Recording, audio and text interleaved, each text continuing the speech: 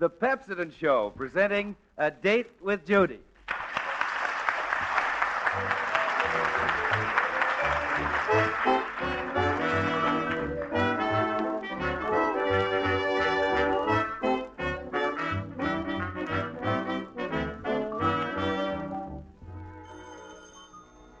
Hello? Hello, Judy. Hello? Listen, I called you up to ask you a question, Judy. Do you believe that it's all right for a girl to have a date with two men at the same time? It sure is. Bring them both right over.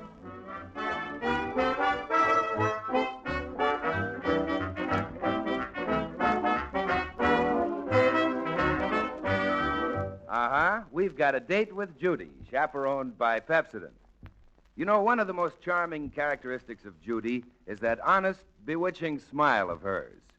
When Judy smiles, well, the boys just melt. And say, speaking of bewitching smiles, how's that smile of yours? If it isn't as bright and sparkling as you'd like it to be, then get high-polish Pepsodent tooth powder. For, you see, thanks to its exclusive ingredient, composite metaphosphate, Pepsodent tooth powder has the power to produce a luster on teeth twice as bright as the average of all other leading brands. So if your smile lacks sparkle and brilliance, if its bewitching power isn't all you think it should be, well, just say to the man behind the counter, Pepsodent tooth powder, please. And now smile that big Pepsodent smile. You have a date with Judy.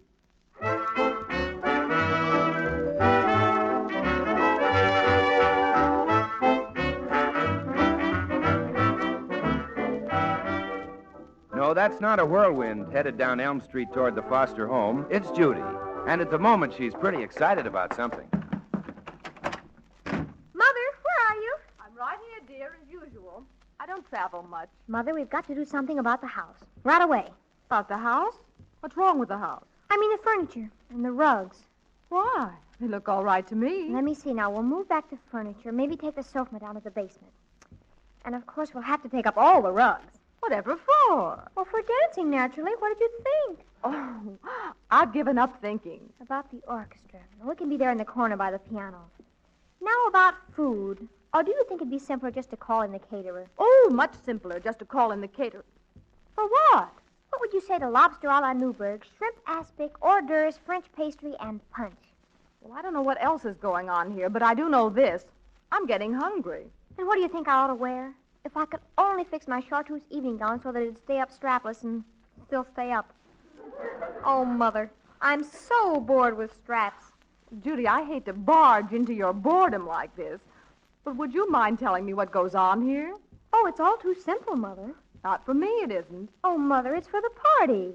What party? The surprise party they're giving me tonight. Who's giving you? My friends. Everybody. I just found out.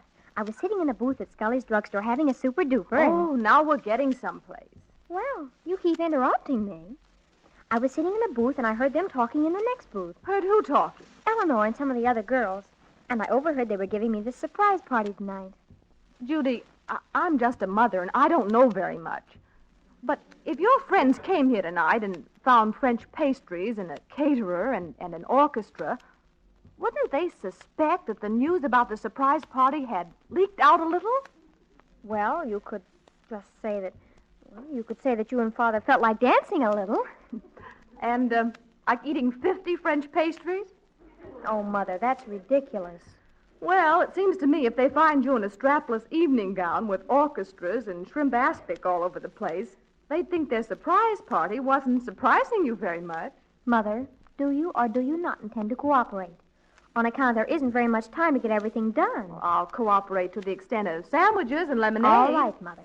If a girl's own mother won't cooperate when a big surprise party is held in her honor, well, I'll just take care of things myself. That's what I'll do. Well, you don't need to go flying out of the house like that. I guess the surprise is on me.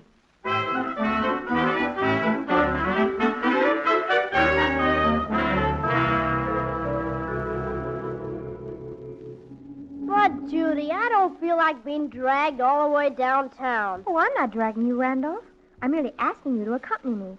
On account of somebody has to accompany me where I'm going. Where are you going? To get things for the party. There'll be things to carry and stuff. That's me, the good old carrier. First, we have to go get an orchestra. What do you expect me to do, carry home an orchestra? We are going to the hotel to inquire if Rudy Henderson is available to play at my party tonight. Rudy Henderson? He's got one of the biggest name bands in the country. You think he's going to play at your party? He opens tomorrow at the Bijou Theater, and if he's in town already, he'll probably have no place to play tonight. Should be very glad of an opportunity to play at a party. Oh, he'll be aching to. I can see him falling on your neck in gratitude. Well, this is going to be very interesting. I wonder how he'll say no. No. No. No. No.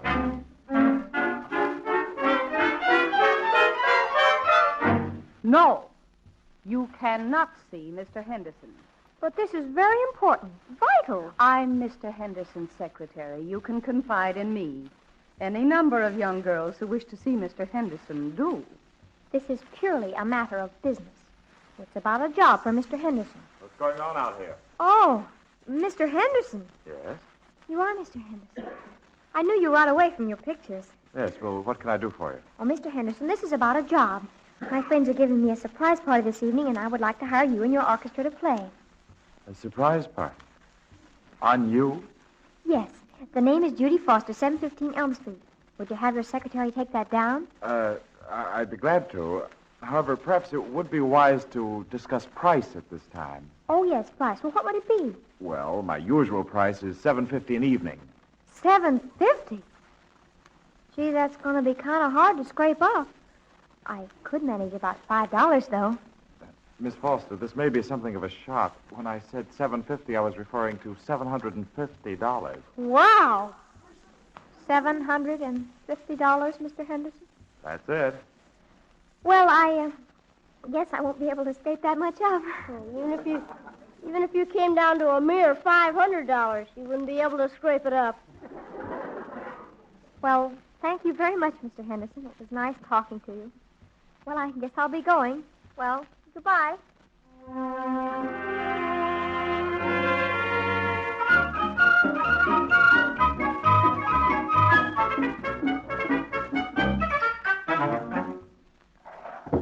What were you doing in that telephone booth, Judy? Establishing squatters' rights? I called Harvey Lake and his high school Hot Licks. His orchestra isn't bad.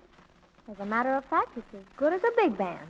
Any day of the week. Except Fridays when it plays for the school dances. I was able to hire him quite reasonably. For how much? For nothing. Yes, that was pretty reasonable. He said he'd do it just for refreshments for him and his boys on account he'll have to take substitutes on account of some of his good players won't be able to play tonight. Some of his good players. Well, without them, I can understand. Hey, Judy, where are we going now? To the caterers. Where did you suppose?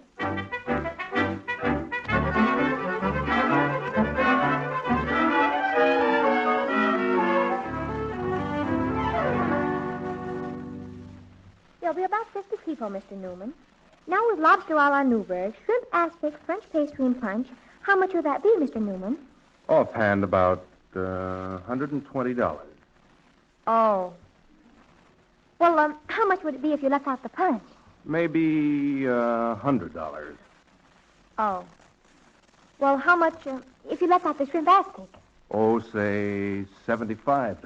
How much if you left out everything? How much you really got to spend, Judy? Well, I thought I could sort of get something for $2. $2, huh? Well, you've been a good customer of mine for a long time, Judy. There's never been a Saturday you didn't come in for an ice cream cone or a piece of licorice. Now, I'll tell you what. How would you like a nice wedding cake for $2? A wedding cake? Well, yesterday I spent the whole day making a beautiful wedding cake. And today what happens? The bride jilts the groom. Now, what am I going to do with my wedding cake? What, I ask you? Don't you ever eat any of your own cooking, Mr. Newman? Jeepers, that would be wonderful of you, Mr. Newman. A whole wedding cake for $2. You could get married at the same time. The bride paid for it. I'm not losing any money on the deal. The $2 is just for the delivery. Isn't that an awful lot of money just for delivery? Well, you see, it's an awful big cake. Stands 4 feet high, diameter 30 inches. Maybe I better throw in something else on the deal. A little punch, maybe. Oh, that would be wonderful of you, Mr. Newman. Just wonderful.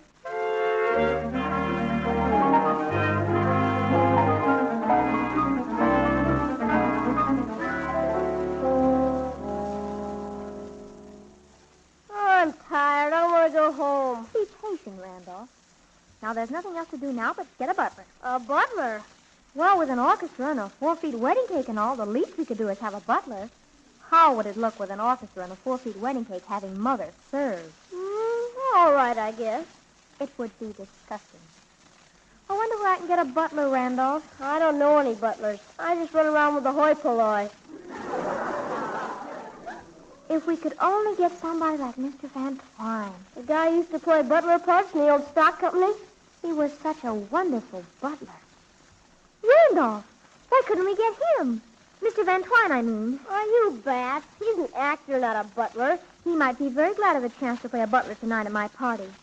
Why, he hasn't had a part since the old stock company closed down. You fascinate me, Judy. What a mind. What a cranium. And hot diggity, what a party that's going to be.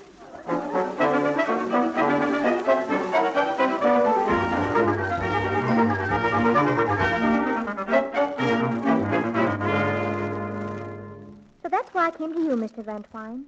I know it's asking a lot, asking you to play the part in our house instead of on the stage like you're accustomed to. The lights go dim, the curtain rises. I enter carrying a silver tray. The doorbell rings, and I announce the Duke. There aren't going to be any dukes there tonight. There'll be a lot of punks, though. Randolph. Would you do it, Mr. Van Twine? Why not? I shall wear my royal livery, the purple satin knee breeches and the gold. Would you require that I direct the silver service, madam? Why, yes, I guess so.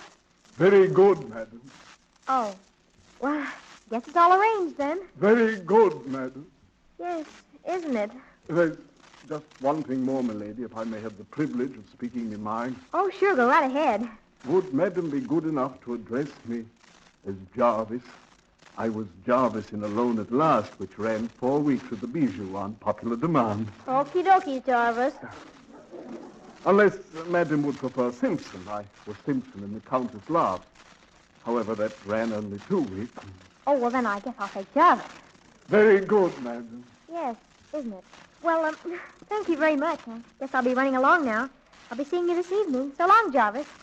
Come on, Randolph. Very good, madam. Randolph, please. Boy, what a surprise this is going to be to those 50 droops who are giving you the surprise party. Wow.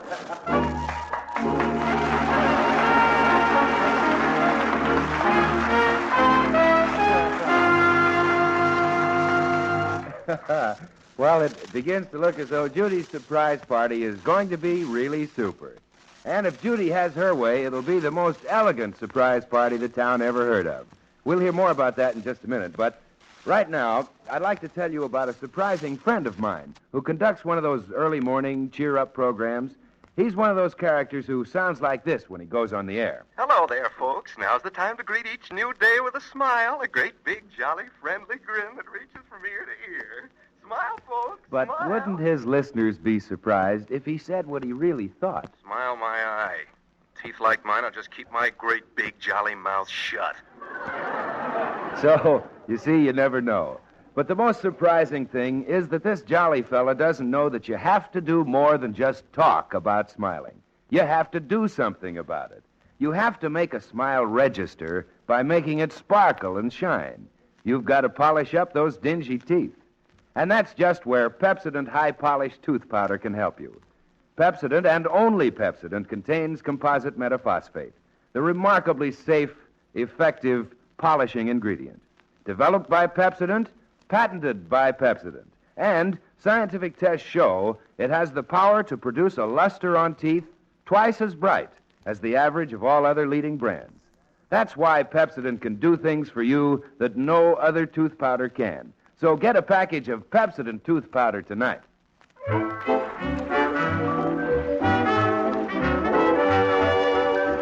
Well, let's see. All the arrangements seem to have been made for the surprise party.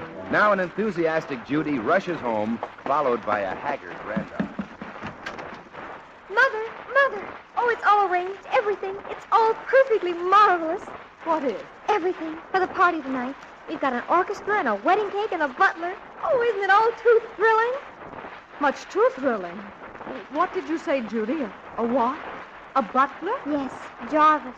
It's really Mr. Van Twine, but we're going to call him Jarvis. Oh, Oh, he's simply wonderful. Wait a minute. Go slow. I'm the excitable type.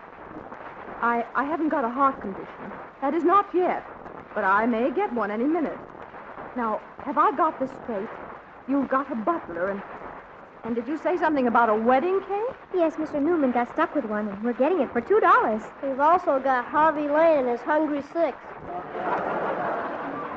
Randolph, will you please go away while I talk to Mother? Very good, madam. I'm a little bewildered yet. Spent the afternoon making sandwiches and lemonade. Wait till you see what's coming. Your sandwiches and lemonade won't stand a chance. Oh, I better run upstairs and take the straps off my evening gown. I think I know how to make it stay up strapless. Oh, you go ahead and fix dinner, Mother. I'll right afterwards, Father can move back the furniture and take up the rugs. Oh, if Father knew what was in store for him, I bet he'd hurry home in a hurry. Well, Randolph can help. Very good, madam. What? Oh, I'll answer it. I don't want you to exert yourself anymore, Judy, after all you've done this afternoon. You must be exhausted.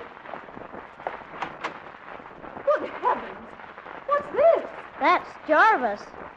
Forgive me, madam. I thought it advisable to come early, inasmuch as I may be required to participate in the preparations. Oh, Mother, isn't he marvelous? Why, Mr. Van Twine. Jarvis, Mother. Well, why, Jarvis, this is lovely of you, Mr. Van Twine. But the knee breeches. It's in case the Duke comes. Oh, I don't know what I'm doing. Would anybody mind if I just sat down a moment? Very good, madam.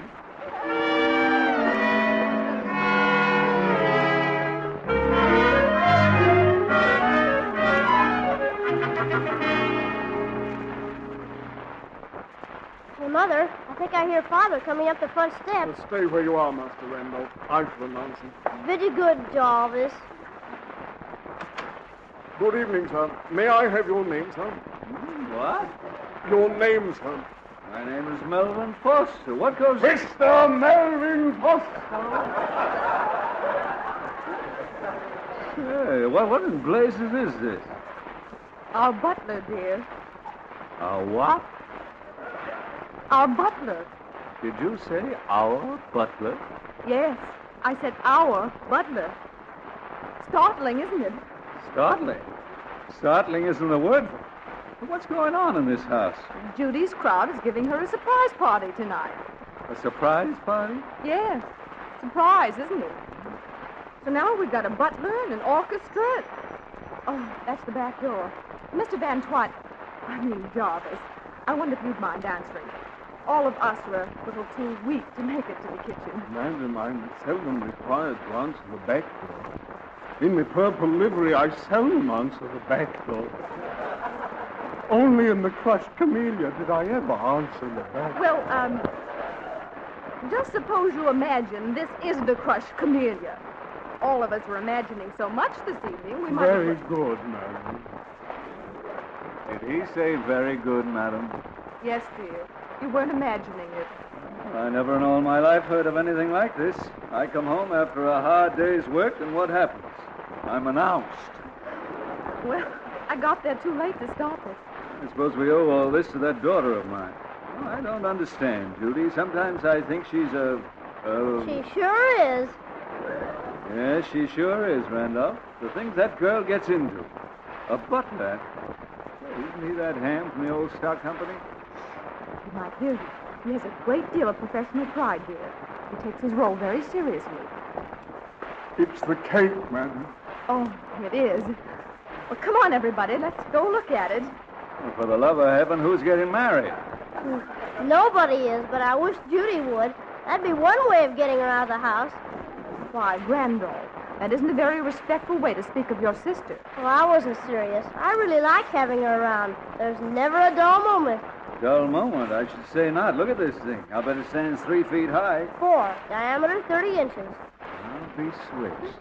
I bet the surprise party is going to be surprised when they see the little bride and groom on top. Well, look over there on the table, Mother. Mr. Newman threw in punch and chicken salad, too.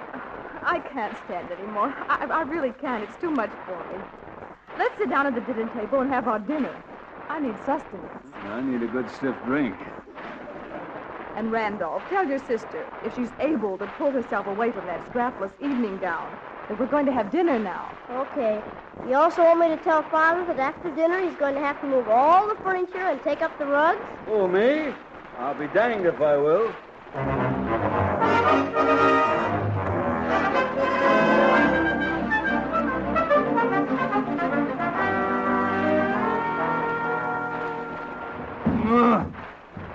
I should think you'd be willing to leave the piano where it is. It's got to be over there, Father, because on this side of the room there isn't room enough for the orchestra.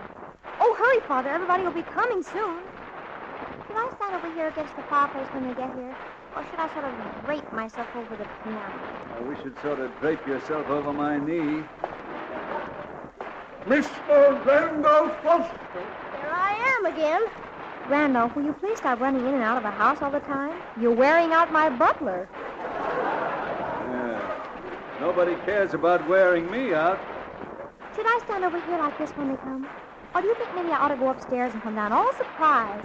Wherever you are, dear, I know you're going to be very surprised. Oh, I bet that's them. I bet that's everybody. Where'll I stand? Do I look all right? Calm down. I peeked out of the window. It's only the orchestra. Hey, are we going to hear a job of announcing now? Mr. Harvey Lane. Mr. Skinny Slocum. Butler, Mr. Fetzer Webster. Mr. Jojo Duran. Mr. Oogie Schlutzhammer. Mr. Pantywaist Banks. Well, I guess they're here. Hello, boys. Oh, well, I guess we're all ready for you. There's something I'd like to explain to you, Judy. Yes, Harvey? It's about the band. I had a little trouble. My clarinet player is out of town, and I had to get a substitute. Oh, well, that's all right if he's any good. Well, he's had 6 lessons.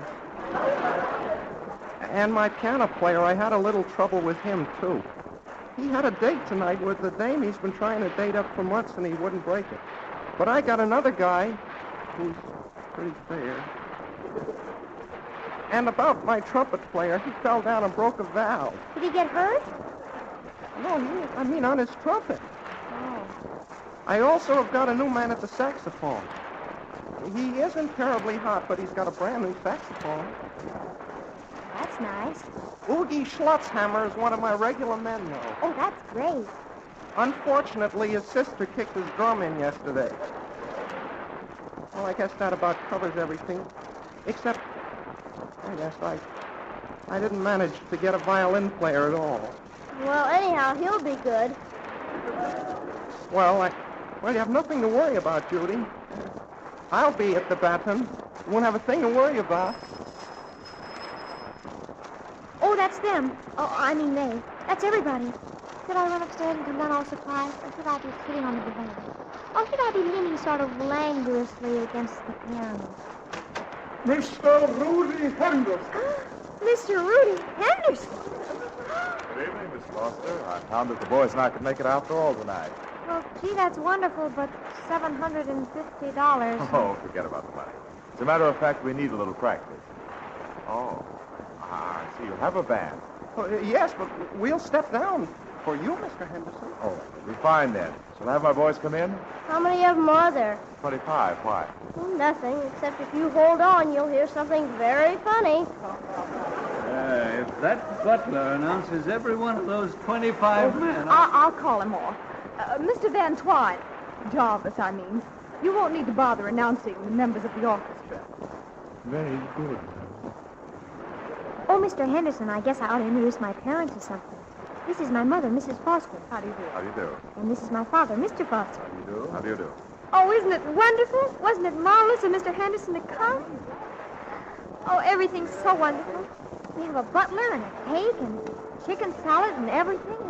Now, Rudy Henderson's orchestra. Oh, it's all so marvelous. There's only one thing that worries me. When the orchestra sits down, where's there going to be any room for the party? Gee,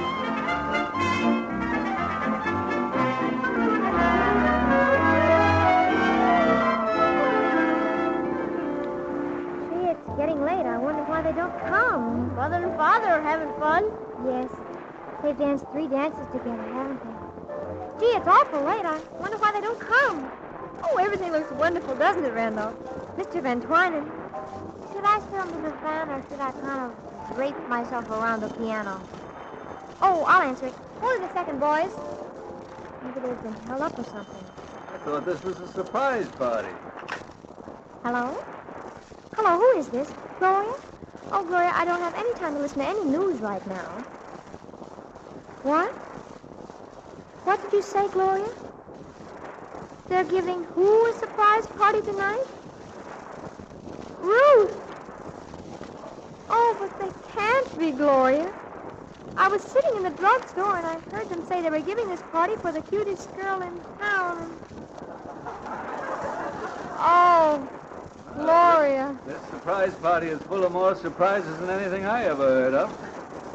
But, Gloria, I thought they meant. They said, oh, what'll I do now? I know what I'm going to do. I'm going to eat a wedding cake. What's wrong, dear? Aren't they coming? No, Mother. I've made a perfectly horrible mistake. Oh, that's all right, dear. We're having fun. Fun? Boy, this is the best party I've ever been to. No people. It's a wonderful party. Two of the prettiest girls in town are here tonight. Henry. Gee. May I have the honor of the next dance, Miss Judy? Oh, gee, Mr. Henderson, I think that would be just smooth. But who'll lead your orchestra? Oh, I think Harvey will if I ask him nicely. Will you, Harvey? Will I? Okay. Go on.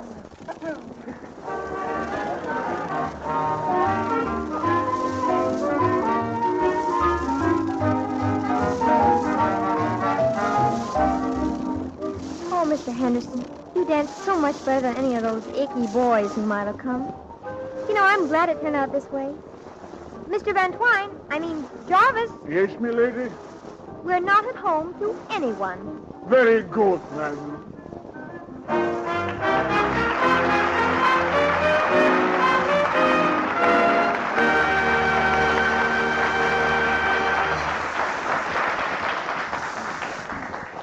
Mr. Goodwin, you know what I think's going to happen next week, don't you? Gee, I'm so excited. Well, now, just wait a minute, Judy. We'll talk about next week's date in a minute. But right now, I want to tell the folks about some date insurance.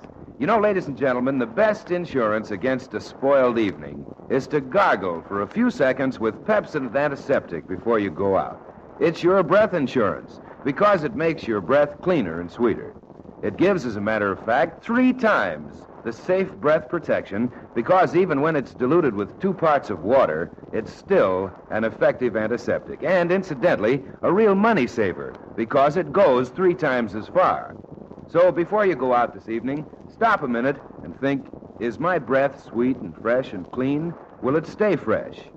If there's any doubt in your mind at all about those 2 questions, then gargle for a few seconds with Pepsodent Antiseptic, the finest breath protection we know of, and the best date insurance you can buy. Just go to the drug counter and say, Pepsodent Antiseptic, please.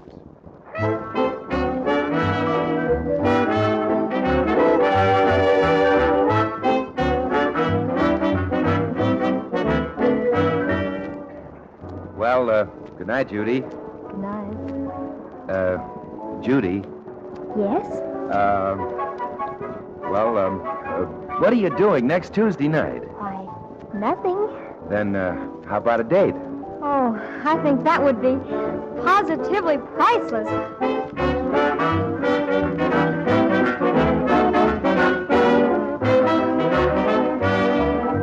Yes, you have a positively priceless date with Judy next Tuesday night.